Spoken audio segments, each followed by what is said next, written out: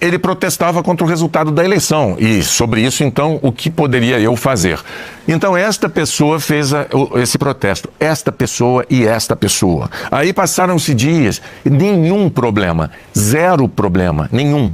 Aí teve um dia, no último dia, quando eu ia sair do hotel, eu entrei no elevador para fazer o check-out no hotel, para voltar para o Rio de Janeiro, e aí tinha um senhor ao celular, dentro do elevador, e ele olhou e falou assim: olha aqui, estava vendo aqui você esmagando aquele canalha. Ele se referia a uma entrevista que eu havia feito com uma autoridade pública, contra a qual ele manifestava a sua opinião, chamando de canalha.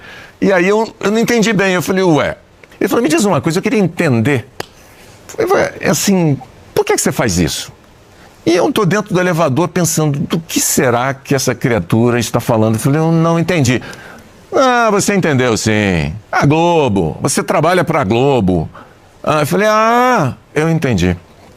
Eu entendi. Eu vou explicar por que eu faço isso. Eu faço isso porque eu abracei uma profissão chamada jornalismo e foi isso que eu vim fazer aqui com vários colegas da Globo, e você deve ter notado, tem de várias empresas de comunicação do Brasil e do mundo aqui para essa tragédia. Nós viemos aqui ajudar. Ajudei eu, que botei a mão no bolso e botei ali. Eu falei, isso exatamente eu não fiz. A minha forma de ajuda é outra. É dar visibilidade ao problema, fazer com que brasileiros façam um movimento de ajuda. E aí ele, mas você, então é assim. Você é assim mesmo. Você é assim. Eu falei, eu sou esta pessoa que está falando com você. Nisso a porta já estava aberta.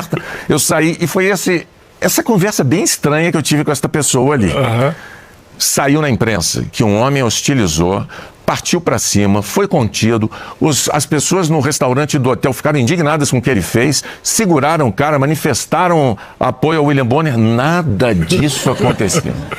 Então eu tive passou um cara pedalando alegremente a sua bicicleta à beira do Guaíba, como se ele estivesse, sei lá, em Amsterdã. A cidade debaixo d'água, ele está pedalando, mas se julga no direito de gritar para mim. Lixo! Algo assim. Uhum. E eu não lembro o que foi que eu gritei para ele. Mas eu lembro do Miguel Ataíde, meu diretor, que é um pouco maior do que eu, é a sua altura ou maior, dizendo, para dentro do hotel, William! E eu entrei. Mas eu não lembro o que foi que eu disse. Mas foram esses os episódios. No mais, a gente ouviu tanto agradecimento do povo gaúcho. Tão mais, né? Então é assim... Foi linda, a cobertura foi linda. Foi inesquecível pra gente. Eu acho que nada deve se comparar a passar as sabatinas dos candidatos na campanha para a presidência. Ao vivo, ali, é sempre uma baita adrenalina. Nada se compara a isso. Isso é a coisa mais difícil, mais desafiadora. O desafio de você, ao vivo, dentro de um jornal nacional, fazer a um candidato à presidência da República perguntas que ele não quer que você faça a ele. E por que eram essas as perguntas? Porque as perguntas que ele queria que a gente fizesse eram desnecessárias, ele já tinha o horário dele de propaganda. Ali a gente tem que cutucar, dá licença, vamos abrir esse armário, tem um esqueleto aqui, esse assunto é chato para o senhor, para a senhora. E assim foi. E tem uma coisa em televisão, vocês que estão estudando isso, assim, na psicologia do espectador, se o William é agressivo demais, se ele passa do ponto, a pessoa se solidariza, pode ser um bandido do outro lado, mas a gente sempre vai torcer pro mais fraco, né? Eu posso dar um exemplo recente, sem citar nomes. Houve um momento numa entrevista em que um candidato, em vez de responder a pergunta de imediato que eu havia formulado, disse que eu tinha cometido fake news, meio negando o que eu havia afirmado. Eu respirei, aguardei a resposta, fiz uma observação específica sobre a resposta ao fim, mas depois encaixei um esclarecimento, lembrando a ele e ao público o motivo pelo qual eu havia formulado a pergunta, lembrando a ele o que ele de fato havia feito para que eu tivesse feito aquela pergunta. Portanto, não era fake news. Mas só que no momento em que eu fui fazer isso, eu pensei, eu não posso ser agressivo. Esta pessoa pleiteia um cargo importantíssimo da República e está na nossa casa. Nós devemos respeito a esta pessoa. Então, o que fiz eu para tentar atenuar aquela situação em que eu ia desmentir o desmentido? Eu sorri. E aí veja como isso é delicado. Muitas pessoas viram no sorriso ironia. Outras tantas viram elegância. Eu gosto que tenham visto elegância, porque foi o que eu pretendia. Eu não pretendia ser irônico.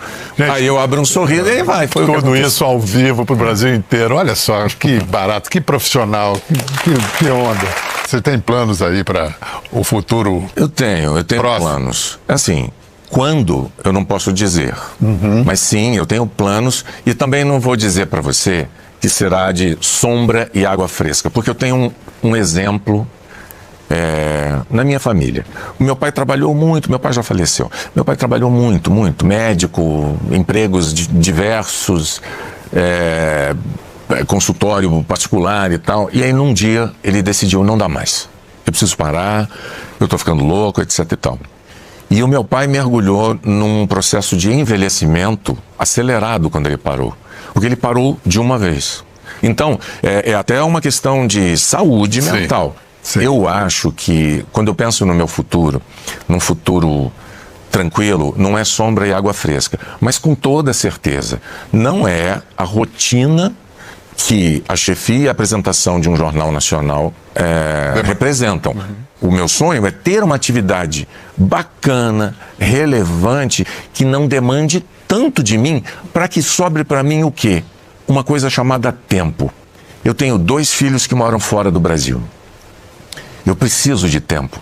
E eu tenho uma amargura que eu carrego comigo. Eu não consigo, hoje, fazer algo que há alguns anos era corriqueiro. Eu não consigo pegar um livro, e eu não estou falando só do livro físico de papel, mas pode ser um livro eletrônico. Eu não consigo pegar um livro e ler um capítulo por dia de um livro sem que eu desvie a minha atenção a todo instante para um telefone celular.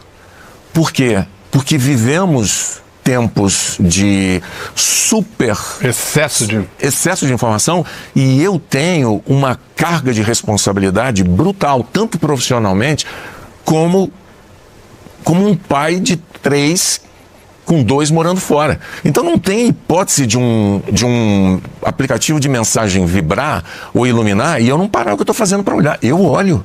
E eu gostaria muito de tirar um pouco dessa minha carga aquilo que pudesse sair para eu poder dar uma respirada. Mas é a tal história, eu não decido nada sozinho, né?